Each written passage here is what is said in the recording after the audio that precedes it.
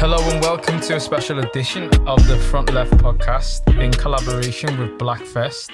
So this is part of an on-record project by Lymph Academy. And today's theme is Black music and identity. So you got myself, Teza, and I'm joined with Trigger Trey and Josh at LFTS. And we have two special guests in the building collabing with us. Hello. Would you like to introduce yourselves? So it's Breezy IDeyGoke. I was expecting like you to start spitting bars after that. But yeah, it's Breezy IDeyGoke, Afro-Irish artist, been based in Liverpool for like over 4 years now. Frequent collaborator with Blackfest. And yeah, just nice to meet the Frontleft Podcast guys and here with my sister. Did he say, is that your last name after Breezy? Yeah. Okay, I was thinking, that's not Yeah, I think okay. And we have... Yeah, so hi everybody. My name is Kai, but a lot of people might know me by my artist name, Iamkyami.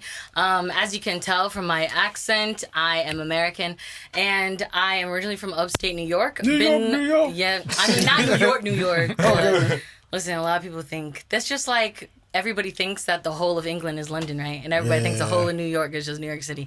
I wish I was from there. Then probably I wouldn't be here. But, Okay, I mean, so starting with that scene, as you say, like everybody thinks New York is New York, but it's not. It's obviously there's different like subparts of New York. So tell us about like where you're from and the influences. So where I grew up is like 2 hours away from New York City. So it's upstate New York, and it's really a small city. It's probably smaller than Liverpool. There's not much going on there. There's no music venues really. Like there might be, some coffee houses where they have a little open mic from, every now and again. But other than that, not really anything. I grew up playing music in a bar with my dad, and yeah, I just wanted to do music, so I decided to come here. Okay. So, where you're from, how far is it from New York? Yeah, about 2 hours. 2 hours? Mm-hmm. Yeah. What? In the car, yeah. That's far? Yeah, but you can take the train as well, but... I mean, literally the whole of England can fit inside of New York. Yeah? Yeah. Don't lie. The whole country, like the whole UK probably can fit inside of just New York State. Oh. That's how small, yes. Yeah. Wow. Mhm. Wow. You learn something new every day. He's dropped the crate off Britain, man. Shit. Yeah, I think I learned yesterday like the whole of California state is bigger than Yeah. UK as well. Mhm. Like yeah, you can I fit know UK America's in massive, it's so huge. there. That's crazy. Yeah. So Breezy, you and yourself, where did you grow up and how did you? So me myself, I grew up in Ireland. So I grew up in Dublin for a few years, and then I moved out to like a smaller village in Louth, which was like very much a farmer town.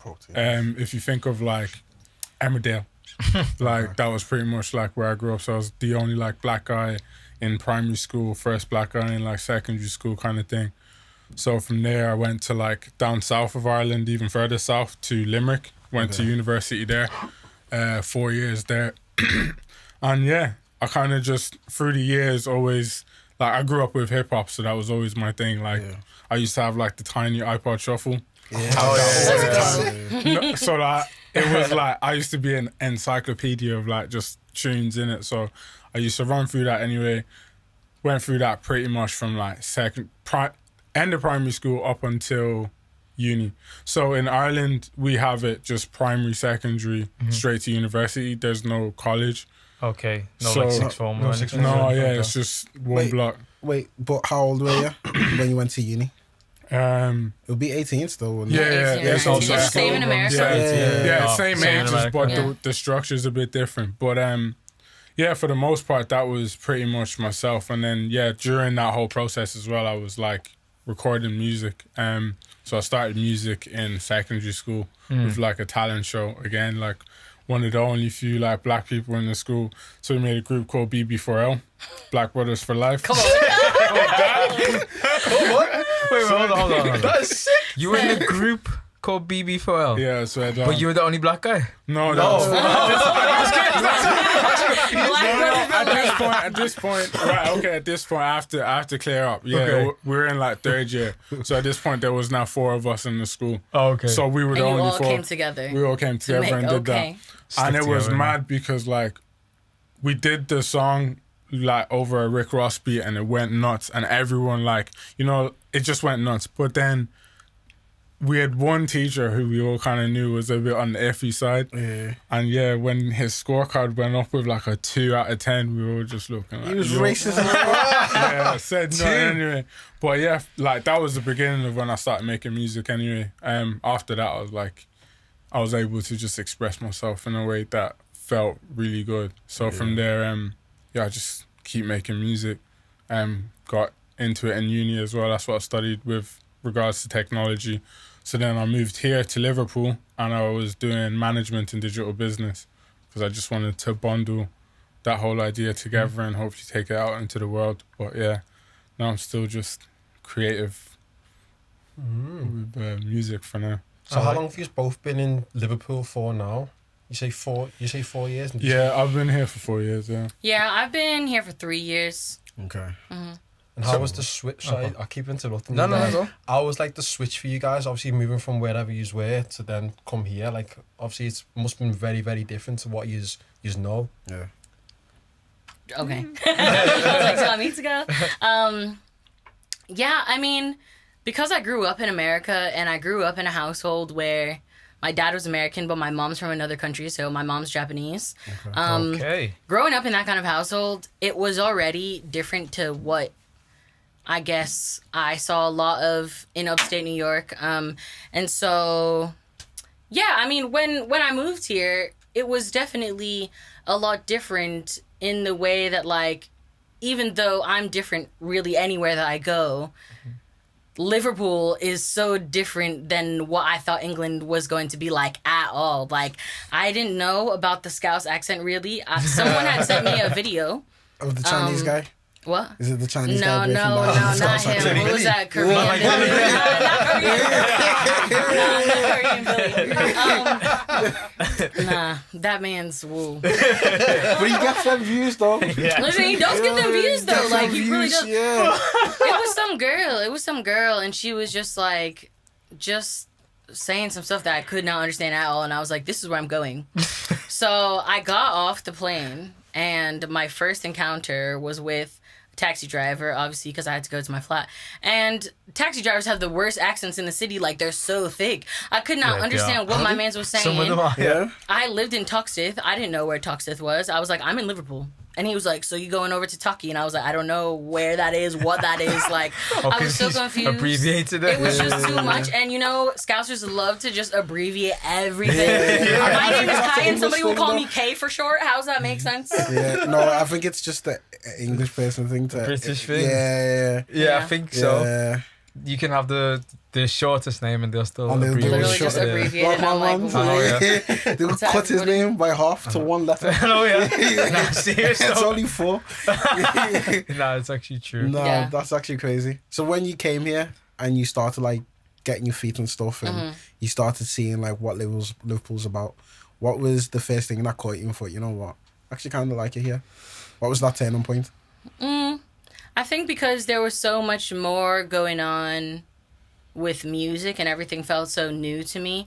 And I felt like people were really welcoming to what I had to offer, which is not really something that we see that much of in Liverpool. Like, I wish there was a better scene for the music that I create. But there just isn't. But I felt really welcomed and supported by the city. So I just think, like, yeah, people were happy for me to do stuff, and I was happy to do stuff as well. So I just felt like people were really like, yeah, let's support this girl, you know, random person from New York and like whatever. So yeah, I don't know. I just felt like the city was really welcoming to me and really, really supportive. So when you said there's a lane for you to do the music that you like to do, what is that type of music that you like to do? Yeah, I mean, it's interesting because the music that I grew up listening to has definitely varied. I think when I was younger and I wanted to be perceived in a certain way about what kind of music that I make, I always would just say like, yeah, I really loved, you know, this black musician and this black musician because I felt like I needed to verify my blackness or my place in R&B or whatever, even though like I'm half Japanese and that's part of my identity as well. So I think, you know, part of that being my identity, I liked so many different types of music and I was around so many different types of people as well when I was growing up. So Yeah, I mean, I listened to a lot of like Britney Spears and like Avril Lavigne when I was growing up, and I was just proper like, I liked some indie music, I liked some rock music, but I did love, You should have come gospel to and Liverpool in early 2004 days. 2004, 2005, Yeah. 6. It was indie. It was indie. Yeah, it was. I mean, my music is not indie, but it's definitely heavily influenced by that, and I know that I make R&B or contemporary or alternative R&B, whatever you want to call it, but it's not just influenced by Erykah Badu and D'Angelo and Jill Scott. It's also like the weirdest people and like Joni Mitchell and like singer songwriters and all that kind of stuff. So it's a mixture. Yeah, a mixture of a lot of things. So moving to Breezy then. So obviously, Kyami's mentioned that she's from New York, she's half black, half Japanese. See yourself, you are Nigerian. Yeah. With Irish. On the money. Yeah, straight. Yeah. I can't lie to you. Yeah, mom and dad both Nigerian. They moved to Europe like time ago. So from there it's like White I grew up in Island? Yeah. White Island though, that's different. I think it was more so the outsideness of it, because they did live in London before, and I don't think it was really their setting. Okay. So they kind of thought, okay, we could go elsewhere in Europe, and Ireland just happened to be their choice. Yeah. So Nigerian to the core. Like I grew up in a household where like pounded jam, like egusi every night. Like Josh. Like me. So yeah, I grew up on okele every night. As like far as presenting outward like my culture, I think growing up in Ireland it was always very sheltered for the most part. But then on Sundays, like we had to wear native clothes, being like traditional either agbadas, which is like a Yoruba suit. It's usually like very baggy and you kind of like throw it over your shoulders, to even just like Ankara print, which is like colourful kind of print. But these things then to me didn't really embarrass you, innit? Yeah, I used to cringe. embarrass Like me too. I used to cringe. Have to go to like Tesco, pick up eggs or something. You'd think, Yeah, no, fam. And you're like one of the only black kids around, so Yeah. people are like, Like, what no, is this going drip's on? different. But like, yeah, I think it's one of those things where, in terms of like growing into it and realizing that everyone kind of grew into new kinds of identity and new ways of like just living. It opened my eyes. Like today now I see a lot of my friends would wear like all black. And customarily, like I know my parents to not really wear black.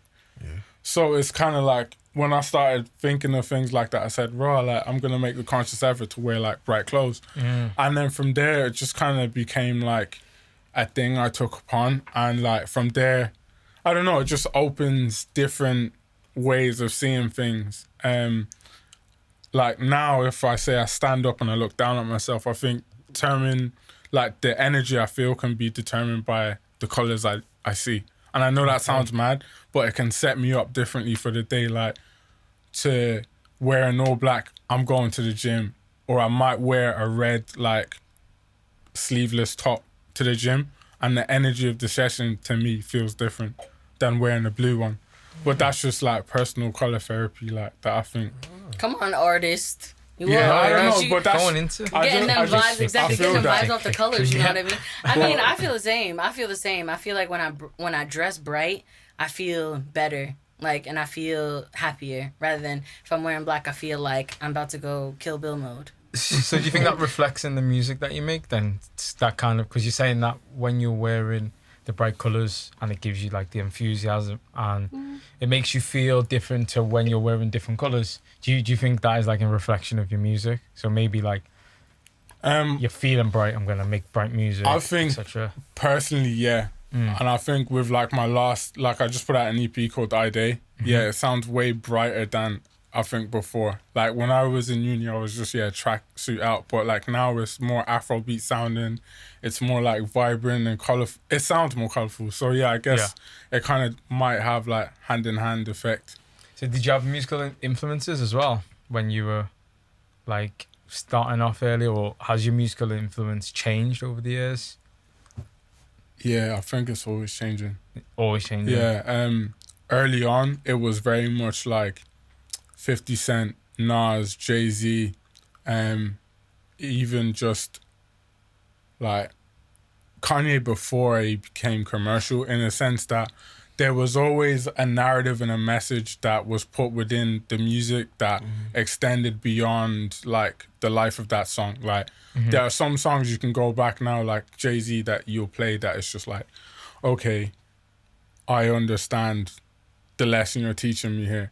There's one line that I'll never forget on Diamonds, and it goes, I'm not a businessman, I'm the businessman. Yeah. That's a timeless line to me, because from that moment, like growing up, Jay-Z, I was like, Jay-Z's so sick, he's got all these business. But it wasn't just Jay-Z having all the businesses, Jay-Z was the business. Yeah. And to say that in a line, it was like, that's teaching you right there and then to understand, okay, everything you do now is modeled on a framework around you. And like, yeah, I don't know, I'm waffling, fam. No, you're not waffling. No, it's interesting what music does to you, though, like, as a person, because we all perceive music in a different way, don't we? Like, you might listen to the same music as I do, and we'll perceive it in two completely different ways. And maybe, like, it might bring up something different for you, and it might bring up something different for me. But I think that's, I don't know, quite an interesting thing about music as well, is that everybody kind of takes it in its own way. So, obviously, Breezy's mentioned he's had like his Nigerian influence in his background and culture.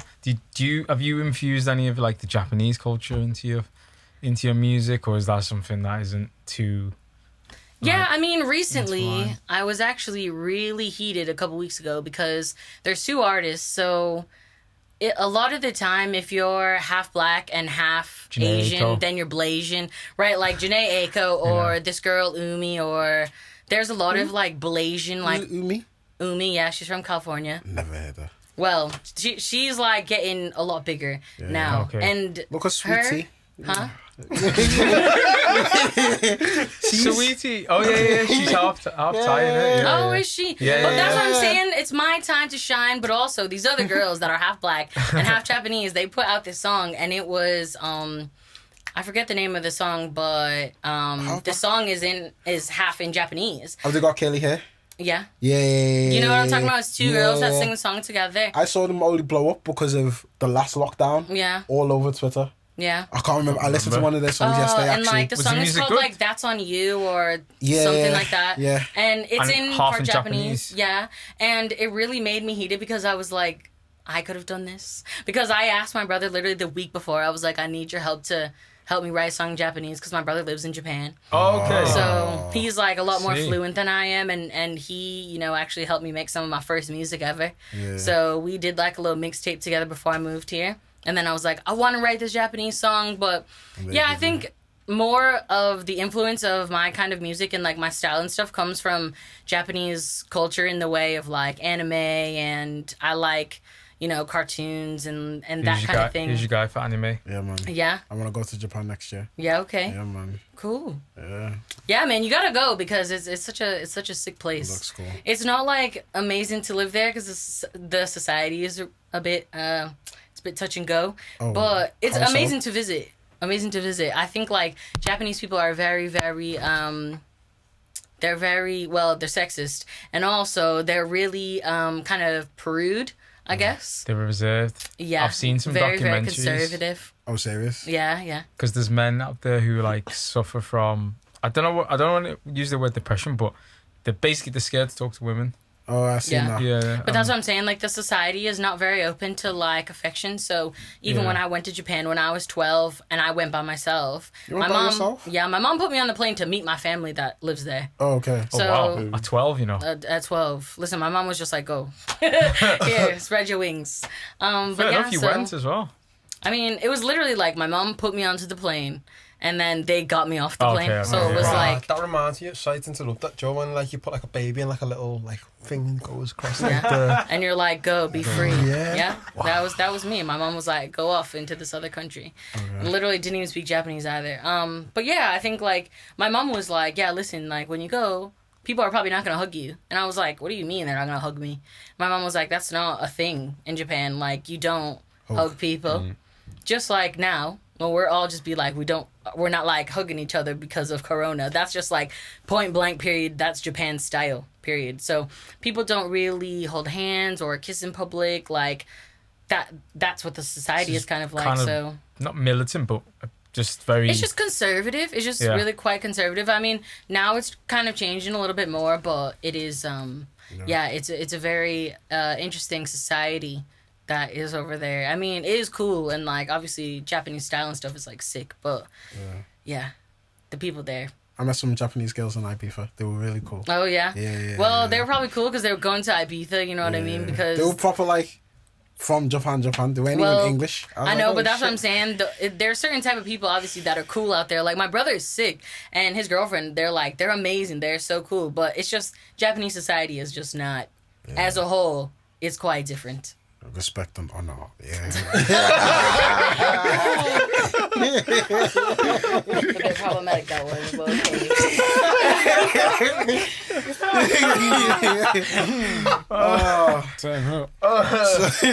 okay. So, well, we can you say go for it. I was just gonna say. So, obviously, you were mentioning about like identity.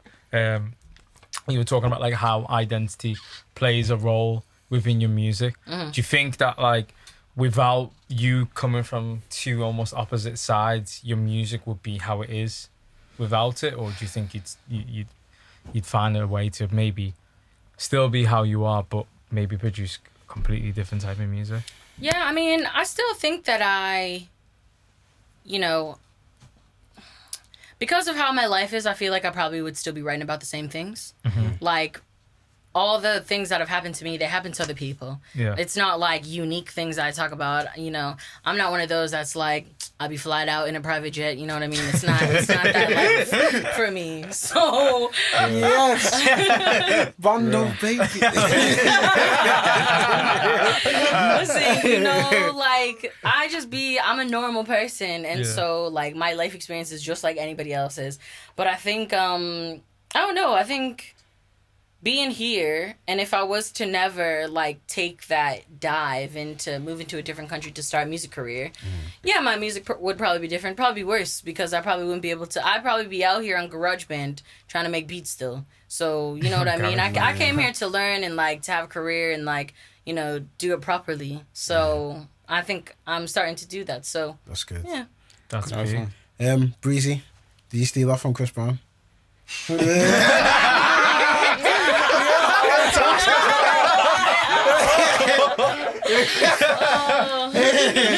No, I'll tell you the truth, I didn't. But when he came in, he presented it to the world. I was like, I can't. I'll just go with it. He's okay. Even when I got that name, bro, I won't lie to you, it's cheesy, so I can't even like. Do you need to say no? Or like, you're a good rapper. You blew me away. Yeah. All right, yeah. What's your rapper name? Lil Breezy. And you're like, fuck it. Just keep it. Such a deep story behind that. Straight on. But yeah, Lil Breezy became L. Breezy, became Breezy IDeyGoke.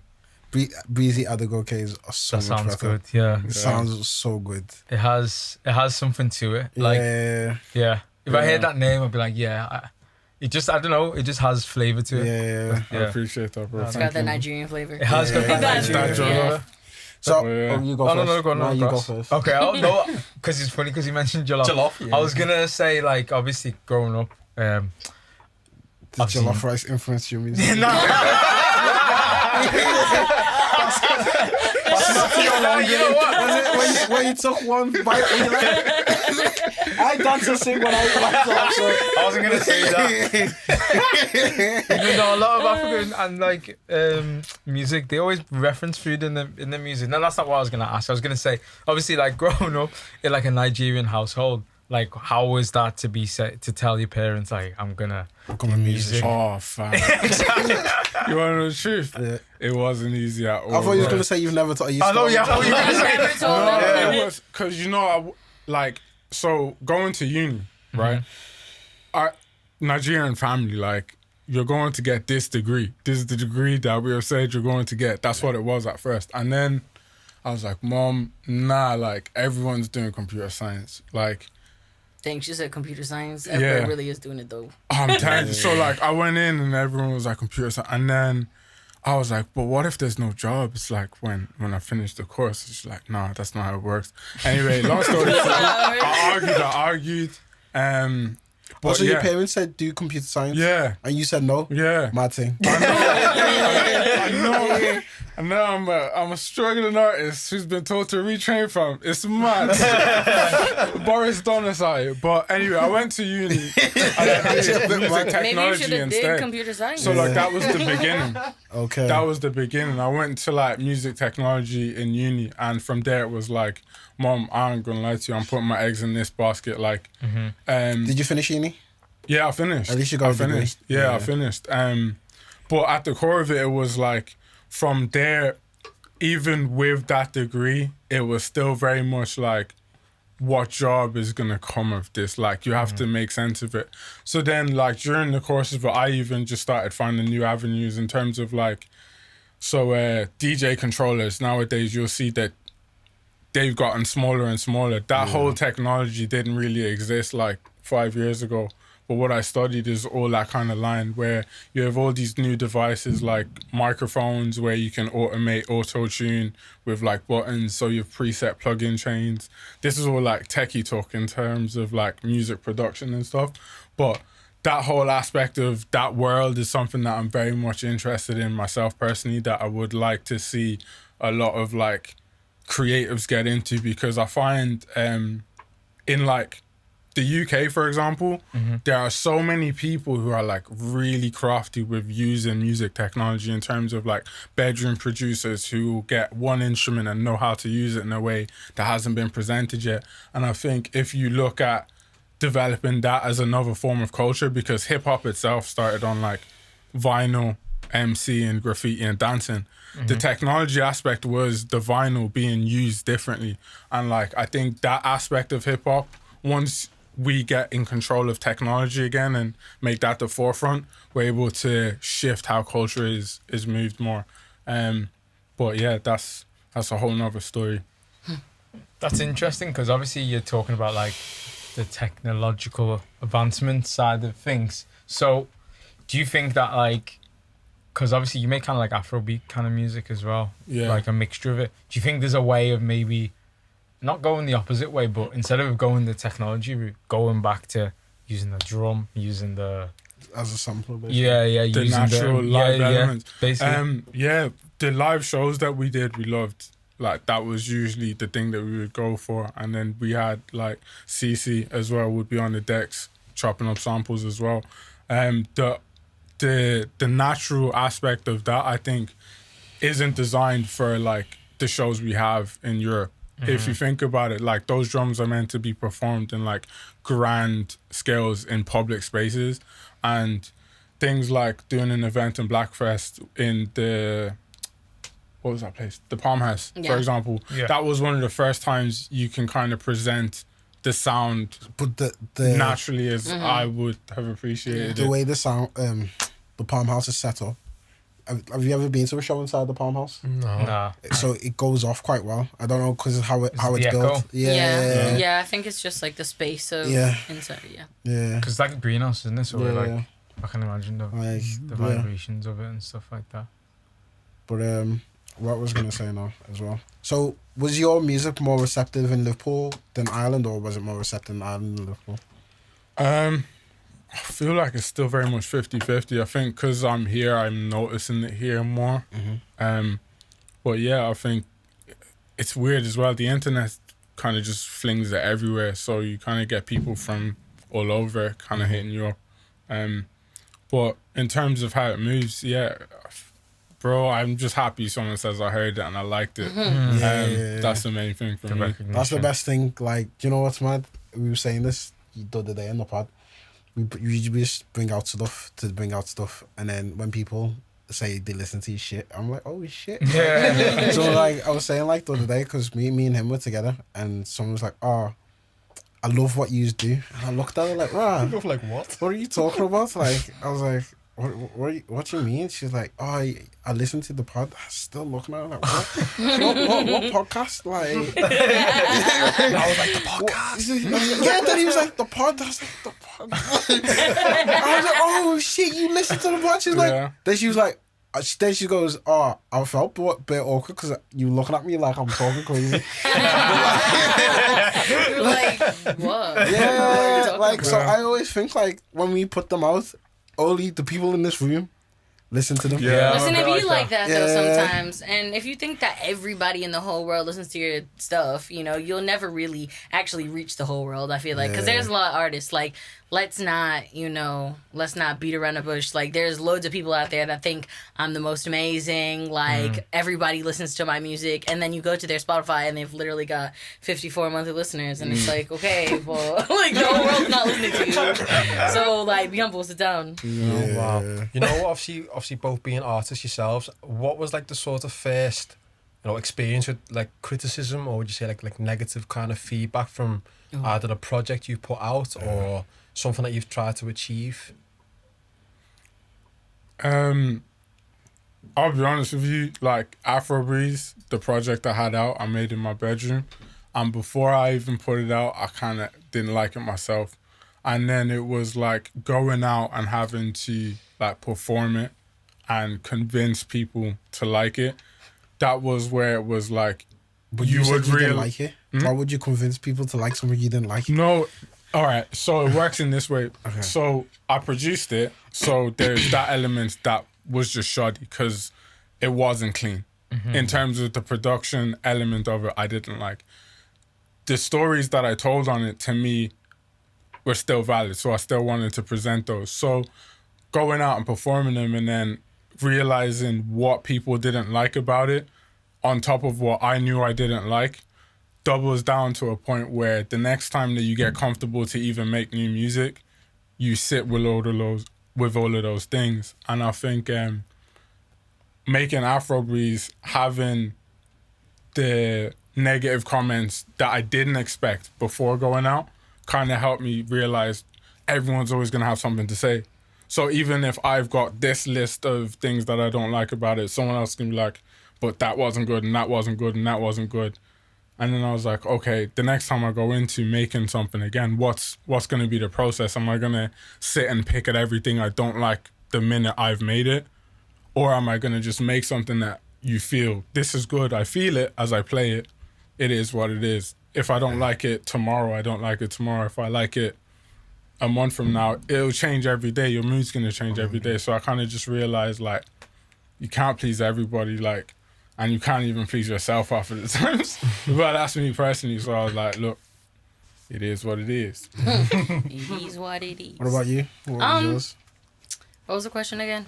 Your first experience of like negative feedback? Yes, negative feedback. Okay, right. So this was one that I really was not expecting because it was one of those where I just thought nobody's going to watch this. So what company was it? I think it was for the Guide Liverpool that I was making an ad for.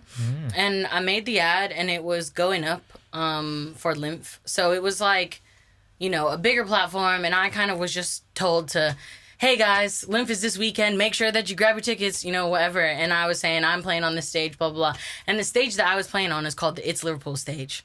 Now, when the video went up, there was loads of people being like, why is that girl representing Liverpool? She's not even Scouse. Yeah. And I was like, what? I was like, oh my God. And I felt so so attacked by these people. I didn't even know them, you know, and people were just like, I can't believe that you've got this girl on in this festival. Like, what's happened to the music here? Like, she's not even Scouse, and like, why would you do this? And I was like, I just got asked to do an ad. Like, I didn't, you know what I mean? It's not my stage. I just got asked to play here, and that was really poor marketing by them.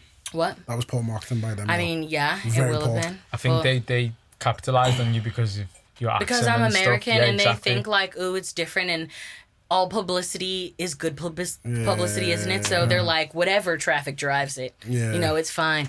But it was just a lot, and like, that was something bad. And then there was a big thing with my name, the legality of my name. So I've said this so many times to people, but like, exactly, I don't know why this kind of stuff happened to me so early on in my career, because legit, I was like, nobody knows me. I've got like 50 plays on a song, like, you know, I should just be all right. So some other person named Kyami, all the way in Sweden, was like, yeah, so basically I'm going to sue you for $25,000 if you don't change your name.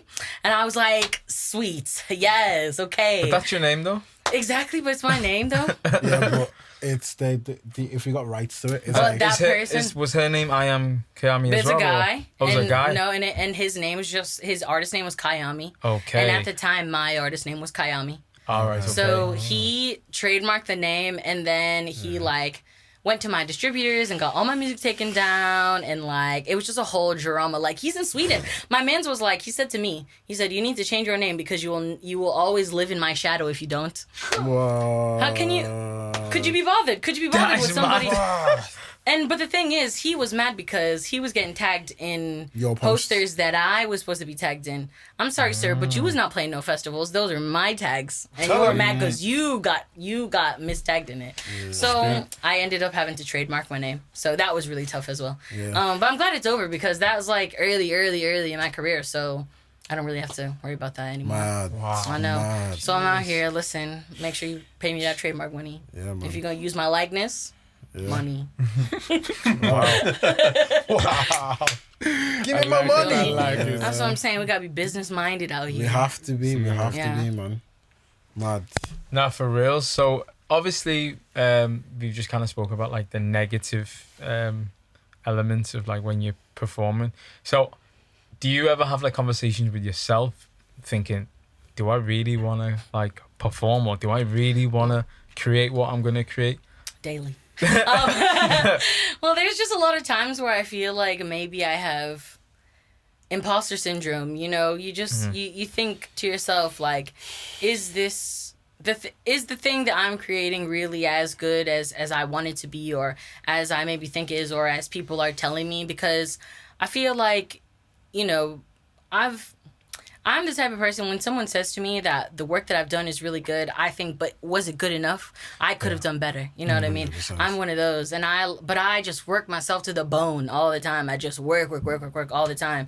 And I feel like, you know, that's bad for me in the long run, isn't it? Because if I can't relax and just tell myself like, no, chill out, like, you are talented, you're good, you got this. Mm-hmm. Then I can just, you know, maybe just calm down and not try to do so much stuff all the time. Like, if you go to my Instagram, there's probably 45 things this week that are like, hey, go to this website because I'm doing this here. Go to this because I'm doing this here. And it's like, you don't need to. And I feel like I do so much because I want to feel validated. Yeah. That's really the thing, isn't it? Yeah. Yeah. But I think we all do things to be validated, to be fair. You cannot not stop it. Yeah. It's like even little things, like the worst thing is, do any of you have LinkedIn? Yeah. Okay. Trust this me. is why I hate LinkedIn. Yeah. This is why I don't post shit on LinkedIn, but there's people always posting the smallest detail. Today I did this. Today I did this. I'm like, fucking hell, man. Like, what? Like, every day is this. I posted one thing, it got 100 likes. Look at this. I'm like, oh, shit. Dang, who do you follow on LinkedIn? Because my LinkedIn don't be like that. What? Mine's like that. My LinkedIn's like that. I mean, I got like older people that have been like, I've got a book out. My And LinkedIn it's was like every day. mad, especially during lockdown. Really? Where, especially because I do marketing in it, so I know bare people do marketing. They're like, "Well, we saw this post that did well on TikTok, and I'm gonna try it. And look at this." And I'm like, what the fuck, man? Like, relax. or they'd be like, oh, during these hard times, I still want to show you that our page is growing. I'm like, No, not marketing. Okay. I get the marketing people because they really do be out. Nah, it's not just more like everyone. Yeah. Dang, my LinkedIn is not No, like that. LinkedIn is the worst for people trying to bum other people. It's because it's that platform where you've got to show people that you're always active. Yeah, But then it's- some people take it to the next stage, and it's just like, it's actually look at me, like, it's in your face, and I'm like, whoa. Like I remember getting told like in work you need to bum out LinkedIn. I was like, bro, it's not really. It's not my energy. I don't have it. I don't need validation. There's certain things I need validation for, and I know how to like get that. But like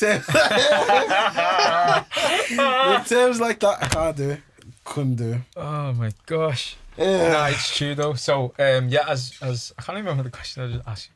Validation, that was it. I Yeah, was thinking. validation. So obviously as well, Breezy, for yourself, do you often have those kind of like conversations where you're thinking, like you mentioned just before, like you had to convince yourself almost to like perform because you didn't feel like the music that you were creating was like, I don't know, honest, or you felt it. Do you also sometimes think, can I really be bothered? Or will I just pack it in? Should I have done computer science? Yeah, I still think about zeros and ones all the time, fam. Yeah, still think about doing computer science all the time. But no, I think now I've got like a newfound purpose. I think I've sat, because of lockdown, I've kind of sat down, taken a lot in terms of, like I said, growing up with hip hop and thinking I knew what it was about. And then starting to realize what it was really about in terms of the purpose of using it as a messaging tool. Because I'll be honest, like most of my friends don't really read books. They listen to music. And if there's a point in which, like for me now, if I'm like one of a few who actually graduated from uni and I know things and I can rap them and it will make sense to my friends, I'm like, that's actually a better purpose for me now to serve and use to do my work. And I think just also seeing like what's happening with like Black Lives Matter, NSARS, the purpose of music suddenly like became very clear to me. Like putting this last project out, I called it IDey, and like as Nigerians, normally if you want to check in on someone, you say how far, and IDey is the response you'll get back. So like putting it out and then just having certain friends being able to call me again and be like, oh, I heard you, and being able to just talk to people again, and then them having the opportunity to send that as well and have conversation pieces with other people. I'm like, that's what's actually important out of me doing this, and I didn't realize that before. So I think now it's not so much about who am I doing it, it's like, what are you doing? Like, what are you doing? Like, time is ticking. What are you putting out? What are you putting into the world to do better for people? Like, I got one question. Did you start music for 3 pints? Because I know you Irish like to drink, innit?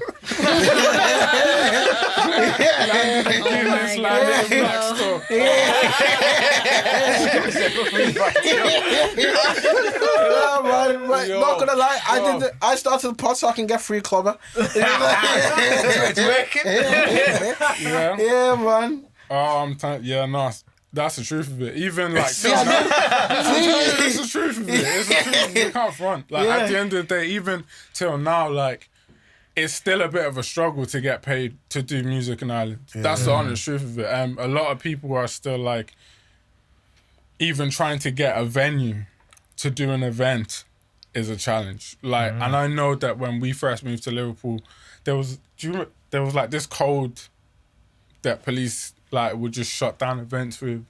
Code? Yeah. Oh man. Like to say amongst each other to like if a event is It was going like on. a form. A phone? Oh, I don't know. Wasn't it on that documentary? Yeah, it was on some documentary. Was it BBC the documentary. Oh, the BBC one. Yeah, Nah, with that's in Brian. London. That was the grand one though. Yeah, Even though but I don't think Liverpool's ever had that. Where they thought everything was endangered, like set like was when like drill or something. yeah, like that, when they tried to like stop drill and grime. But I Yeah. don't think Liverpool's ever had that before. Bro, when we moved, there was 2 shows that we went to. There was P Money got shut down. In Liverpool? Yeah. Mad. Oh, mad. And it was just very mad because I was like, raw, this is very much like Ireland. Quick lock off. But then on the other hand, it was like, hold up, like, okay. But This is very much like. on the other hand, I was like, all right, okay, there's still like a grind in terms of like, you have people in the city of Liverpool like A-Star who are like doing bits. I've never been to an A-Star concert before. Really? No. No, Me he's neither. not done no shows. Yeah, that's what I I'm was going to saying. say, has he I ever? don't I'm you do saying shows, but he's just big in terms general. of putting it, putting it out. It's like it's grand scale, and that's where you kind of realize that like there's different ways in which it hits across the board. But yeah, I think, bro, it is what it is. It's mad. But to be fair, man, I've never been to an event where, especially one of them, like, have been shut down. I went to see Nines.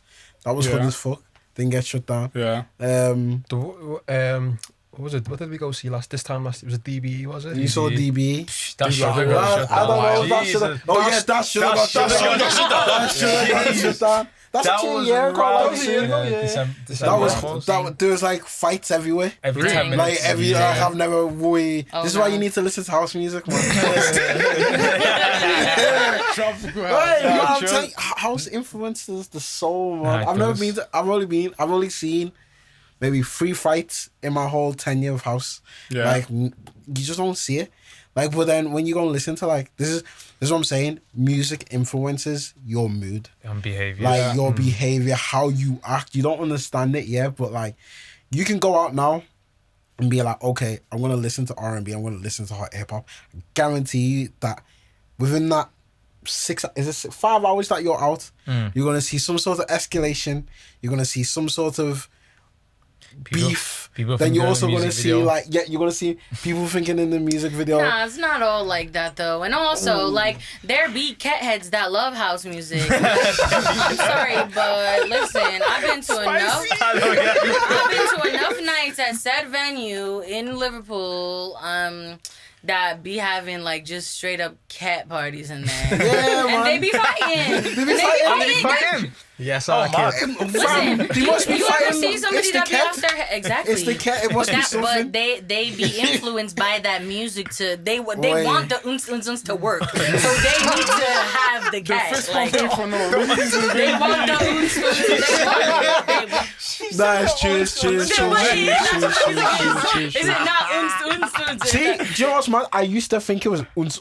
Listen, I'm a DJ. I DJ music, and I like house music, but some of it is. It used to- Some of it is. That's Some the of it is house. not all of it, That's the though. house Not that all of we knew. So I used to detest house because I used to Same. think Scouse was Scouse. I used to think house was Scouse house. You know how Liverpool people have the Like disco sing-alongs. Yeah. And I used to big be heavy like, drops. oh my I know, and god. you're just What like, is oh my god, this? this Yeah, riser, exactly. the riser be going, it be going Exactly. for so long, and then when it drops, you're just so dissatisfied. Yeah, exactly. Yeah. So So what the hell's dissatisfied. this? So because of that, it really put me off my head. Like, rah, what is this music? And I can remember the first time I always think about it because it was a great day. Fucking went to the shop innit? Went, you know, Aston Smithtown Road, Yeah.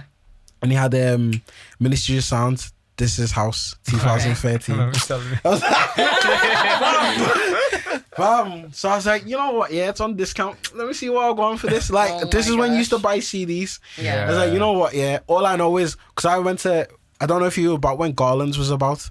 So I went Garlands. With people from my school. I was like, never again. It's not a thing. Like Not a thing. this house, they used to drag us to go. You know, medication. Was you here then? So there used to be a venue called Cream, Okay. like a massive super club. So Okay. it's where you know Patterson's is. No. Jeez. In town, do you know where the big Tesco is? Just round the corner from Yeah. the Yeah, home do you know bargain where is. them Okay, yeah. big balls? Yeah, yeah. So that used to be one of the All biggest right. super okay, clubs. where that bowling alley thing is Yeah, now. Okay. So it used to be called Cream. Okay. And that was like house, but Scouse house. Mm. So Alesso, all them man, like and when they used to EDM. come into school, fucking hell, lad, oh my god, Alesso. I remember when I put on Alesso one time, I was like, Jesus Christ. What is Nah, I used this? to do the same. So I thought, you know what, yeah, went Asda, saw the CD, I was thinking, you know what, yeah, fam. It was summertime as well. I thought, you know what, fuck it. I ain't got nothing to lose. It was like maybe £3-4. Come home now. It's alright, cool. I put in my CD. and it was like the drums by Richie Ahmed that come dun dun. I was like, hey, Listen, there's some banging house music out there. Chicago house music as well. Yeah. That's where a lot of house music came from, and that's black music. So- So let's never forget this that. is what okay? we said.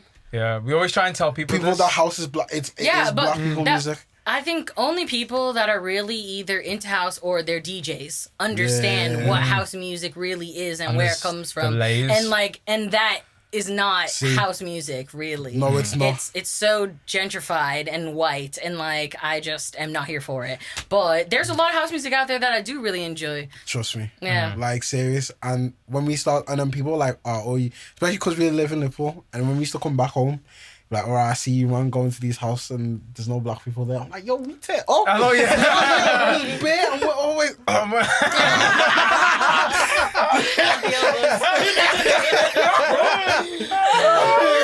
Nah, it's Hey, true. I need a little session. And it's how it's portrayed as well. Because Yeah. the videos and the imagery and stuff that you see, you might not see me and Josh and people like us getting it in the front, the front left. Yeah.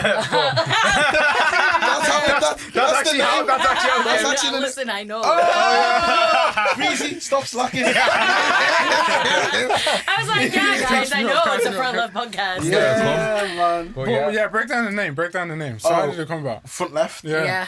Oh, okay. So the name actually wasn't going to be called Front Left. Yeah. Okay. It was going to be called Jollof Rice No Spinach. F4 is needed. Nah, spinach is better than F4. What? Yeah. It was actually going to be called. No one knows F4 except Nigerian people. Okay, alright. Yeah, So that's it was fair. going to be called Jollof Rice No Spinach. Okay. So it was all set on, It's a made bit the too logos. specific though. It was Jollof Rice No Spinach. Yeah. And then we went to a sesh. We wasn't getting catty, don't worry. Okay.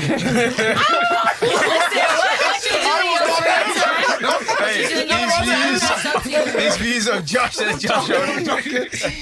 And then we went I'm not to. judging you, Josh. Yeah, I'm joking. We went to Warehouse Project the week beforehand. And you wasn't getting Ketty. No, because I had the operation and I wasn't. Yeah, it's actually true. This is actually true. I was sober the whole thing, Alright. and I was thinking, rah, fam. It's actually mad because I was coming home from work and I was like, what was that? The Front Left, Joe? I was like, yo, Front Left Podcast. I was like, boys. I was like, I was like, Front Left Podcast. I actually need to go through them texts to find out Yeah. again. It's like Front Left Podcast. Yeah. We were Text, like, I yeah. seen the text. I was like, Yeah. Yeah. You know when you just know something's right? It'd be You like that just looked at it, sometimes. it's like, Music influences everything. this is the name. you need Like- to find that and screenshot that. Actually, one question I want to ask both of you is, because how you listen to music, does that influence your actual dress sense?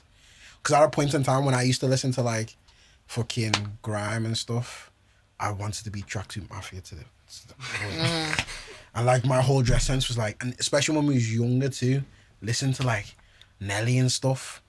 I was like, yo, everything needs to be oversized. Yeah. So for you, does your music and what you listen to influence your whole style choice? I don't know. I mean, for the most part, yeah, I just listen to I still listen to a lot of Afrobeat. So yeah, I'd say that's probably why it's colourful. Aside from that, it's listening. I do listen to a lot of drill. I listen to a lot of like UK rap, Irish rap. What's Irish rap like? Irish rap, there's like Trap mash with Guinness. bangers on Mash God, no. Remix.ie. Yeah, no. You guys with these Wait, shirts. yeah, I'm lost. You got me with that one. Irish rap. Yeah, Irish rap. Yeah, there's a few artists. There's JLOL. There's like I've heard Jafaris. that JLOL. Yeah. Reggie Snow. Reggie Snow. Yeah, there's a lot of Irish rappers as well. I think for the most part, it's just, I don't know. Everyone's very different in the space. They kind of just pick their influences in hip hop, I'd say, and then just kind of mold that with like stories and just narratives of growing up in Ireland and kind of forming their own identity out of whatever, I don't know, element of hip hop they gravitate towards the most. Okay. That's kind of how I see Irish hip hop kind of formulating. It's still very like early in its days to me, but yeah, that's Irish hip hop. Other than that, yeah, no, I still listen to a lot of like old school Fuji, because my parents are You very listen to like Fuji music? yeah, I listen to Okay. Fuji. That the one where they dance. Fam, I listen to Fuji music a lot, and the way Fuji artists sing is different. Like Wasio and stuff like that. Sorry? Wasio. Yeah, Wasu, yeah. Okay, and I listen to go, and it's the drums. Yeah. Oi. And just the pitch of the voice is in a different space. Yeah. So, all of that kind of stuff I listen to a lot.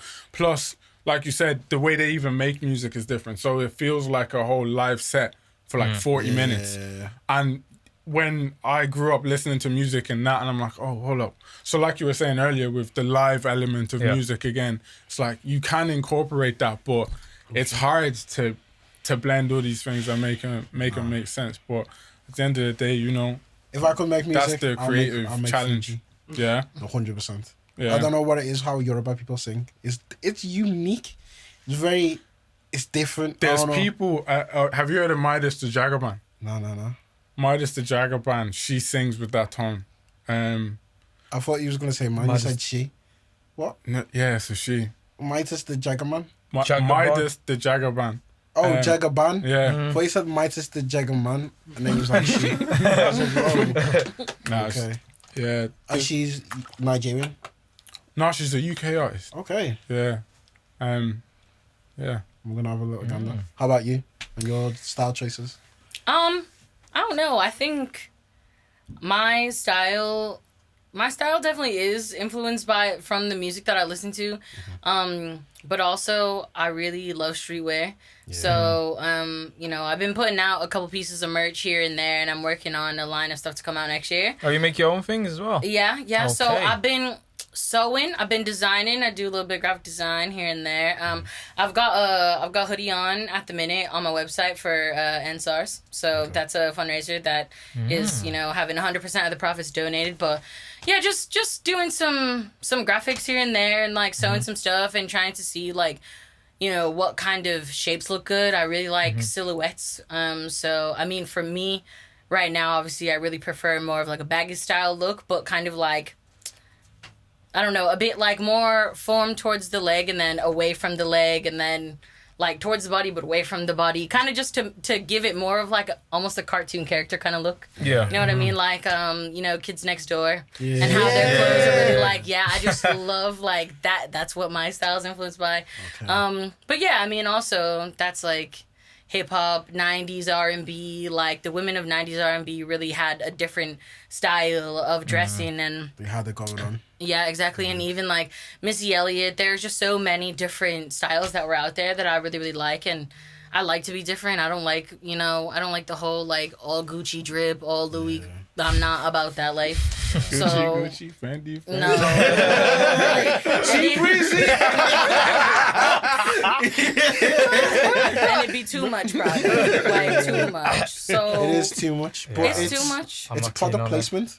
People don't actually understand. This is why I hate.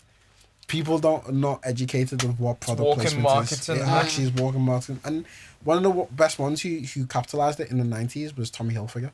Smashed it. He saw the gap in black artists where only by then it was only like Adidas and not many were investing. And that's how Tommy became big and used black models, and then same with FUBU. Yeah, and it really was like that. I've got this book about streetwear that like it talks all about that, and I think it's so interesting because you really see how in the black culture, especially people that do music, really wanted to be different but be this like ghetto fabulous like kind of thing, who is that? Dapper Dan, that did all the whole Louis print tracksuit and all that kind of stuff, and now he's got this collab with Gucci. But it's like it was crazy back in that day, and people really were dripping in their own way. But now it's like people are just emulating that thing from the 90s, but in like a commercial way, and it's not cool. So I mean, some people might think it's cool, but I agree. I don't really like it. Cool. I wanted to ask as well. Yeah, do you think Dapper Dan holds that with pride now, though? in the sense that he inspired all of these to kind of make... Nah, I think they gave it to him because they thought that was culturally the right thing to do. Cultural appropriate. Yeah, because they wanted Dapper Dan, I feel like, to come out with this thing because it was so popular. And they know that there's such a massive market in the black community. Even though it's like, why do we spend all of our money on clothes when some of the richest people in the world just wear freaking H&M? Like, why? Yeah. You know what I mean? It's actually mad. Why do we have to be dripping in Gucci? Like, we don't have to. But I've said this. It's because we don't have. We've never really have things that we own. Not own, but to say that okay, it's like people that have come here. Not it's different. Like so, how am I gonna say it now and not come off badly? Okay. Look at it this way. So. I don't know how it is for you in America, but people that I know who are not black have like things already set up for them. Mm-hmm. So like when I was in school, kids were getting cars. Then when they're 20, 21, 22, they've already got a house. Yeah, for sure. I totally understand what you're saying. You do? Yeah, no, I get it. So because we're like either first or second gen, and we don't have that, then we're just gonna blow it. I get it, but it's not an excuse though. I think like people. Yeah, you deserve to have something nice every once in a while, but why are you spending all your money on clothes? There's way other things so you can be investing in yourself. It's a status symbol though, because a lot of times people who buy clothes or they invest in certain brands, it's because it's a social symbol. It's like, look at me, I'm wearing Gucci. I know. Who else wears Gucci? You're gonna think of. Yeah, I just don't buy into that narrative because it's so capitalist. It is. It's just about money, and that has nothing to do with you as a person. Like I could be a massive dickhead, and just because I've got some Louis shoes on doesn't say anything about me. Just because I've got 500 bills in my pocket to just spend on some shoes doesn't say anything about who I am as a person. So that's why I don't really care about it. It's true, but as Josh was saying, because of like product placement, it's the marketing. So you can create a false narrative or false image of yourself. Yeah, but we as black people need to stop buying into that, I think. I agree. We can't not stop because I think you can, but I don't think we can. I think there's a way to if we take away the kind of notion of that we need to look like this all the time. There's a time and a place, and looking normalized again. Do you know what I mean? Because sometimes you see it's too far gone now. Where I don't think it's too far where gone. People now, it's either from you need to wear this to know that, especially in black communities. Like if you look a set way, people are like, right, he's the guy. We've all got this chip on our shoulder. Not all of us, but a lot of black guys have that. I need to be that done. Then if I'm gonna be doing this and I need to look a set way, then obviously the girl I'm gonna get needs to be looking that way. Then we're gonna floss it. Now because we're gonna floss it next month. For why? Like it has no purpose. But it has a purpose in their head. Yeah, in their head. You think it doesn't have a purpose, but the purpose is I'm the man. The purpose is so like just it's just vain. Yeah, though. That's the whole purpose. It is like. See, like our goal. So you need to think of it this way. Some people's goals and aspirations. Your goal is to be a musician. Mm-hmm. Your goal is to be a musician. My goal, I don't know yet. I don't know what your goal is. Yours, I don't know either. But you know, two people. But there's black guys whose goal is I want to be the hardest on ends. I want to be that guy where when I'm 40, they'll be like, I'm a legend on my area. I'm a legend on my estate. I'm that guy. Yo, Guinness champion, your legend is already established. Do you think though it's also based on what we watch as like culturally, like growing up also as well? Music is the thing as well. It's not just music though. It's just like your films environment. It's just your social environment. Because like if you're talking about someone wants to be the hardest man on ends, they might be in that environment where like they've seen the hardest man on ends when they were a child running things. So in their head, that's what they aspire to be. So it's like when I'm that age, people are gonna know me and everyone's gonna be like, I want to be like them. So they aspire to do everything that person's done previous. So like they can be the boss of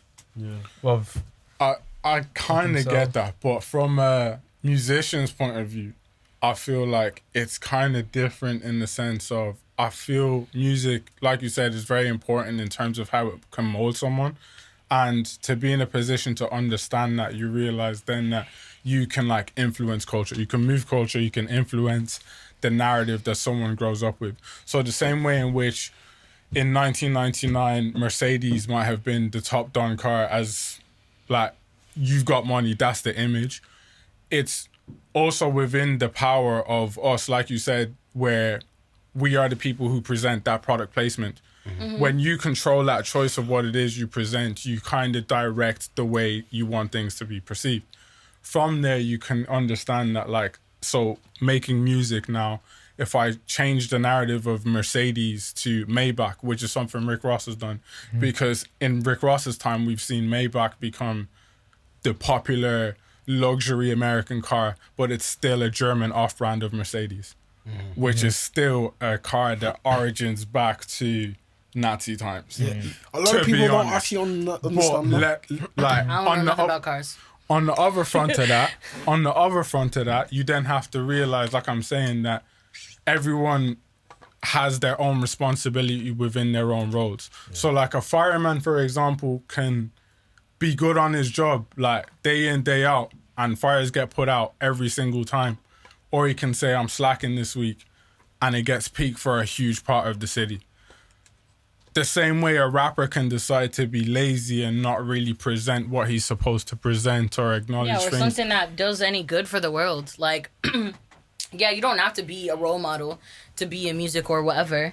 But I definitely think that, you know, us as people that have influence, we should be trying to do something good for other people. And like just trying to be like everybody else. Like that's where, so I was speaking to one of my friends the other day and she was saying, oh, you know, it seems like there's so much competition in the music industry.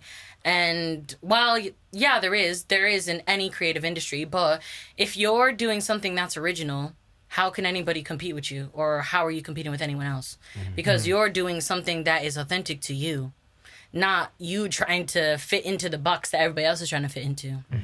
It's like, you know, just like when you're playing a video game, if everybody is going to this one thing, why would you go there? Why wouldn't you just go to the other way and like make your own path or whatever? But in Fall Guys. The other part of that then is that to feel relatable for someone else who didn't make that music, they're going to have to feel like they can put it in a box. And that's something that I used to struggle with because I used to feel like, right, if I make this whole song sound really different, like, this doesn't sound like anything else. You should love this. Well, yeah, it's definitely got to be molded in a certain way. So then... Like, I did the same thing with my music. It was like, I felt like it was really out there, and then I've kind of commercialized it more. But it's still original to me, and I'm not, like, trying to sound like anybody else or do anything that anyone else is doing. Because just because, you know, you might be popular right now, and you might have, you know, a poppin' single right now, where's your music career going to be in 5 years' time? You know what I mean? Like, if you peak right now because you're doing... what's popular, then you're not really going to go anywhere because you're not original. But then the other element of that, I feel, is so that commercialism that comes with like you fitting into that bracket. When you start then fitting into that bracket, you become comparable within that bracket. And that's where the problem comes because you're not trying to be compared. So it already contradicts the initial point of what you're trying to do. Yeah, but if it's different enough, then you'd be all right. Like, I would say that, yeah, I do a brand of R&B, but I'm not an LMA, you know? And nobody would ever compare me to LMA because I'm totally different than that. But so that's why I feel the core of it is your truth. And that's why I often feel in music, the only thing that ever really relates is honesty.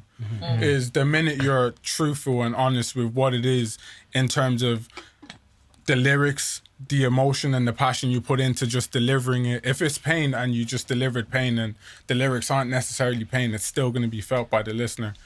I think that's usually what hits home. What about the people who create music who aren't necessarily living the lives that they're talking about? Because there's a lot of artists who maybe... Yeah, it's a lot. Everybody be lying out here. Yeah, they may lie. I made a couple of music when I was younger talking about I was chefing man down. Oh my God. I was out here winning the band out with my baby.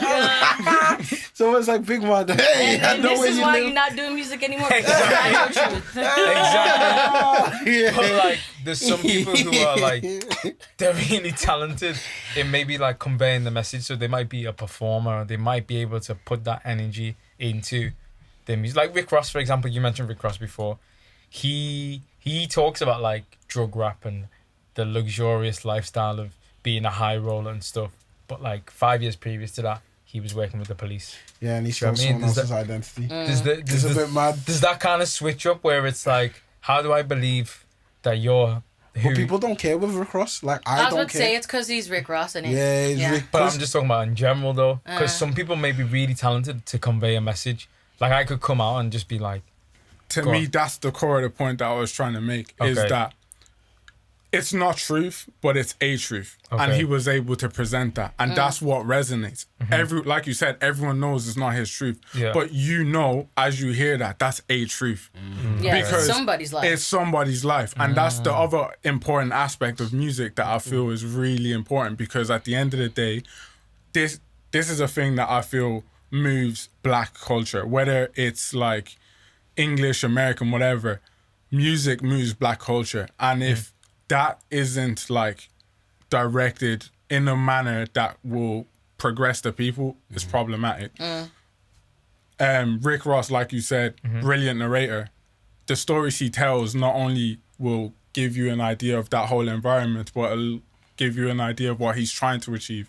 Something that Meek Mill does as well. he probably Like, does live that life now with the money he has. I listen to it and it's a halfway house of being like inspired but feeling broke. Because he's talking about cigars and he's in Santorini, Greece, and he's got gold roses and that. I'm like, right, that's... Yeah, but also there's don't have loads gold in like people don't.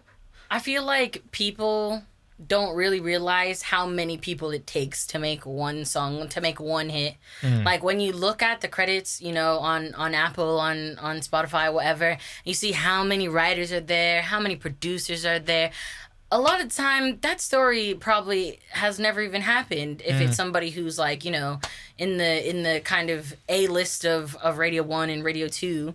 Those people have loads and loads of people that help them do stuff. And, like, that's cool. But I think at the sort of level that Breezy and I are at, like, it's best to just either get somebody to help you to write songs that convey your truth or a version of your truth that can be passable for you, or pick a different career. Because, like, if you can't write songs that resonate with other people, I don't think it's it for So you. what kind of song? Because I'm not gonna lie, yeah.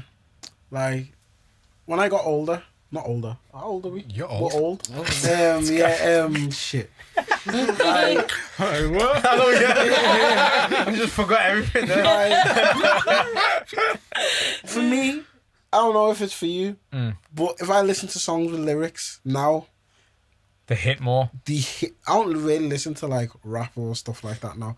I listen to stuff where 2 tears are nearly shedding. You want to feel? I know what you're talking about. Like heartbreak kind of music. I don't know what I'm going through. I'm going through something. Listen, it's okay. It's been there for time. Let it all out. That's nearly Oh, you unveiling something. So the kind of music so you know what, yeah? R&B Yeah, singers, like women, singing. Summer Walker, Yeah, my gosh. like I was listening to Scissor. yeah, I remember when Brent Fayez brought out That Fuck the World. Yeah. I sat there for 2 days listening to that thing. Listen, I should have laughed like that. If it helps you heal, that's good. That's good. Every year's helped me cry. But that's the kind of music I go for now. I Yeah. can't go and sit down and be listening to this. I hate the word, you know. When I was younger, when we was like 10, 11, when Eminem brought out Stan, my mum bought me it, and she didn't know what going. oh my gosh, really? And Eminem was using... no, he was swearing though. He was swearing bare. The way you started that I know. sentence, I was I like, was like, right. Sorry. But that's the first ever like Yeah. gangster rap. Mamas get rich or die trying. And I put it in my house, I played it, and my mum was like, whoa. And I used to love swearing. And then when I listened to 50, Many Men, I can recite Many Men, all of them. Same. I used to love saying nigga. I love it. I'm wrong. I said that. I said I love I was in secondary school. Any occasion, I would love to say it, man. If I see my man, what's happening, man? Anytime. But I feel like it's not a thing in the UK really as much as it is in America. Not as it's much. not. But when Because we we were had young, that there was a lot. influence. Like, I still got a boys that still say it now. I'm like, right. Like, Yeah, I know. relax. Like I feel like I've definitely stopped saying it like completely since I've been in the UK. Yeah. Because in America, it's like, especially in my family and stuff, it's just like, yo, what up, my like it's Yeah. not. But here, people are like offended, and No, I'm serious, like, okay, Yeah. but we just gonna fly around calling people cunts and that. But okay, Not gonna lie, I use a good cunt. See, but it's like it's offensive to American people. Is it? Man, Yeah, it's hella offensive. If I'm angry, I thought you fucking cunt. I literally was so triggered when I first moved here. Hearing that, I was Bleep this bit out. Don't bleep that bit out. But you hear it. You need to live in London. They will call you cunt for banter. They will I remember there was Sharp one time tongue. when we was coming out from We Are Festival, and there Yeah. was these two people. I will never forget it. The way they were You swearing. fucking cunt! I was like, ah! I was like, whoa! But the way they were swearing at each other was like, yo, this is violent. But the Yeah. way they were both, I was like, this London people can swear. Like, you don't get it here. Like, people. You do Sometimes get it, but not in Scouse that people, way. But Yeah. they love to. You fucking slap. One more time. You fucking slap. And then you get to that. You talking to you daft cunt. And then you're like, oh, No, not the TikTok. That's that's exactly how Scouse people swear. But then when you go to London, it's like 7 steps above. When I first heard that, I was like, yo, like. Honestly, I was really triggered when I first moved here. I was like, yo, like this is really a lot. Because it's just not something American people say at all, unless you're really like trying to offend somebody. Really? Yeah, and like when I came here, I was like, wow, this is so English. It's really English. Like, Yeah. so even today, I was walking by Tesco and I was thinking, you know, we don't even have Tesco in America, and I'm like, I live in England. So weird. Like, I just have that kind of flash of like, what am I doing here? Like, why am I? Yeah. All the time, literally every day. I'm just like, so yeah, live in England, casual. Never going back to America. Bye. You're never gonna go back? I don't know. I mean, I have a permanent visa. That's so yeah, I'm on a tier 1 visa. I'm official, you know what I mean? Sponsored by the government and that, you feel me? Even though F the government, but like, you know, I'm verified. I could be We won't get into politics. we won't get into politics, Yeah. but because the government just gave me my visa, they might take it away. No, trust. But yeah, we're nearly at time, more or less. We've gone to like an hour and 20 minutes. But I just got one question to ask you both. Yes. So if you could maybe say it in a sentence or a few words, then how would you summarize like music and identity to you? Go on, Breezy.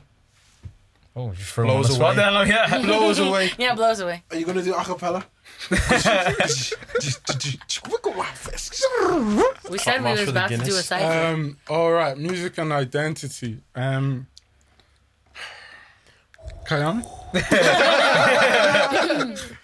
What was the question again? Just like, how would you summarize music and identity Oh, right. to you? My music and my identity. I think it's just all about authenticity. That's what we all want to see nowadays anyways. I think we all gravitate to things that are more authentic. Like, we just like people better for being their real selves, isn't it? So I think that the only way that I've ever been able to be my real self is through art. So I've always had a hard time kind of fitting in with other people and trying to express myself, because I know I'm different, and that doesn't really bother me now, but it did when I was younger. And I think that, that's just my own way of being able to inspire other people, maybe. And like, maybe if just like one person listens to my music and says, you changed my life, then it'd be worth it. And for yourself, Breezy? It's a good answer. Yeah, really good Yeah, answer. Music and identity for me is, I guess, music is the way that I soundtrack my emotions to the day, and then my identity is just formed from that in terms of pulling together my day-to-day activities and how I live in terms of who I personally feel I am. Muslim, Yoruba, grew up in Ireland, and then also throw on top like future aspirations into that whole mix, and whatever that sounds like to me, that's how I form my musical identity. Perfect. So obviously, yeah, that's the end of the collaboration with Front Left and Blackfest Creatives. So thank you, Kyami, and thank you, Breezy, for thanks for having joining me. us. You want to drop your socials? So Drop people... them. Yes, social drop. You can find me everywhere in the whole world wide web. At Iamkyami. It's IAMKYAMI. You can also go to my website, IamKyamiWorld.com. I got a website, got a little blog, got a little shop on there. So hit your girl up. We be out here doing things, you know what I mean? Come on. Straight. What are you telling me? Yeah, Breezy, IDeyGoke, Breezy. But yeah,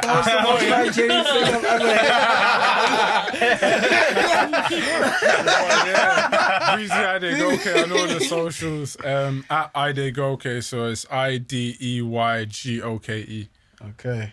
Perfect. Yeah, and that's us. Obviously, the Front Left boys. So check out the Front Left podcast. Yeah, man. Yeah, that's us over and out. Wait. go on. Also, Black Creative and Lymph and off Blackfest. the Oh record. yeah, big up No, it's Blackfest. on the record. On the record. Man's Dang. off the record. He's making his own thing. Let's take that off the record. Hell yeah. On But yeah, record. obviously we'll put all the socials in the description for people to find us all that. Yeah, man. But yeah, Thanks, you. guys. you're Well, you're welcome. welcome. Over and out. Thank you very much. Thank Peace. you.